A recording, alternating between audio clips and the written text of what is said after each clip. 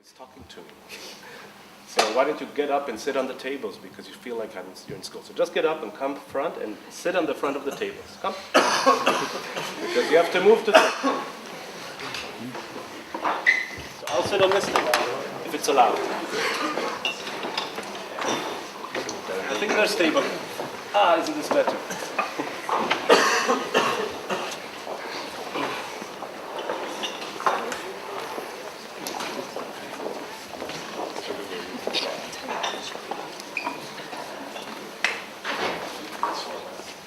You can also use the second row. It's okay. You sit in second rows. This is so much better. So I think you said pretty much everything I wanted to say about the 2018 school project. Thank you. I think this is a great idea. 7 days of inspiration for education, because what we really need is, as Sir Ken Robinson says, we need a revolution in education. And I'll speak a little bit about why I feel that is necessary. And I graduated in 1979, and for about 30-something years I never set foot in a school again. So I'm not an education expert, so I don't know why I'm invited to speak about education, but I'm glad to be here. Thank you for the invitation. And I am working on a project that has to do with schools, but I'm a theater maker. I do theater, and I work with theater artists in schools. But I'm not an education expert, and I don't want to tell you anything about really education. But I think it's great that you have the opportunity and you have the voice to shape the future, the school of the future, because the school of the future is very, very necessary.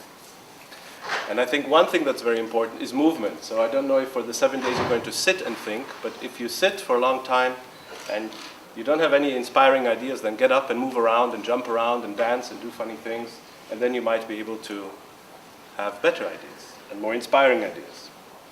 And so I think what I'd like to do is maybe when we think about schools, I just want you to close your eyes for a minute. It's another thing we're not allowed to do in school unless when we fall asleep during class, which also happens. So just close your eyes for a minute, all of you. Just close your eyes. And imagine yourself when you were a child that's 6 years old and going the first day to school. Imagine your first day in school. Imagine the energy you had, the talents that you brought with you, the things you were allowed to do, and all of a sudden you were not allowed to do anymore. Okay? Now imagine yourself as this child, and be aware that there are no untalented children.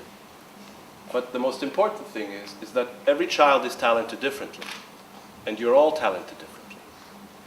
And it is the responsibility of school to create an environment in which your talents can grow, and not to form you into one unit. Now imagine your future, okay? You are now, how old are you all now? You can speak with your eyes closed. 16, 15, 17, 18? Okay, in about 10 years you're going to join the workforce. In about 2060 you will retire. Now try to imagine the working place when you retire. It's certainly not going to look like the working place today, because our society is changing in such a rapid world. So how are schools supposed to prepare you or prepare your younger brothers and sisters? Or children who are 6 years old now and starting school now, how are we supposed to prepare them for a future we don't even know how it will be? We don't know what it will look like. So imagine that we are preparing you, we're preparing other children for jobs that don't even exist yet, with the tools of the schools of the past. And think of the pace the world is changing. When you were, you all have now smartphones. When I went to school, there wasn't even a mobile phone. They just invented fax when I started to work. Who remembers fax? Okay? And just think, the computer in your smartphone is 1,000,000 times cheaper, 1,000 times more powerful, and 100,000 times smaller than the most powerful computer in 1965. I was 4 years old at that time. Okay? Imagine, there are 3.1 billion Google searches a month. You are probably responsible for some of them. But whom did we ask these questions before the time of Google? Okay? How many of you can also raise your arms with your eyes closed if you want. How many of you are on Facebook? Okay, nothing to be ashamed of. Okay, now if Facebook were a country, it would be the third largest country in the world, between India and the United States of America. So you are now citizens of the third largest country in the world. Probably going to be second largest very soon. Okay, today's learners, that is you, will have 14 different jobs by the time you are 38. According to a research of the US Department of Labor, you'll have 14 different jobs by the time you're 38. And 10 of the top jobs in demand last year in 2010 did not exist in 2004. So what do you guys want to do when you are in your 30s? Okay? You spend 75% more time on the internet than your teachers. So who knows more? Which brings us back to the schools. Okay?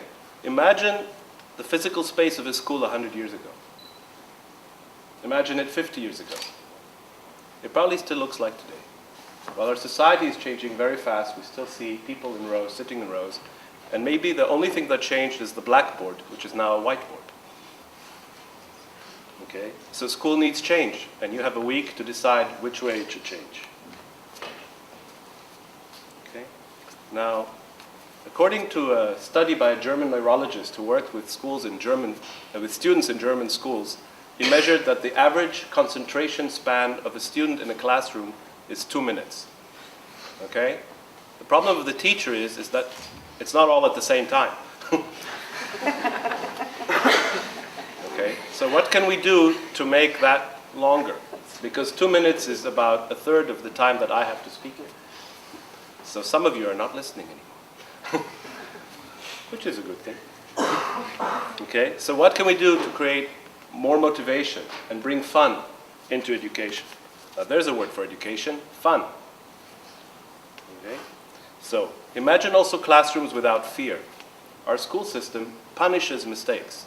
Now that's the stupidest thing I ever heard, because there's no learning without mistakes. And there's no creativity without mistakes. So why do we create a system that punishes the most important thing in learning? So maybe when you're thinking about the school system of the future, maybe it's one that allows us to make as many mistakes as possible so that we learn more. So imagine a school system that allows you to make mistakes and doesn't punish mistakes.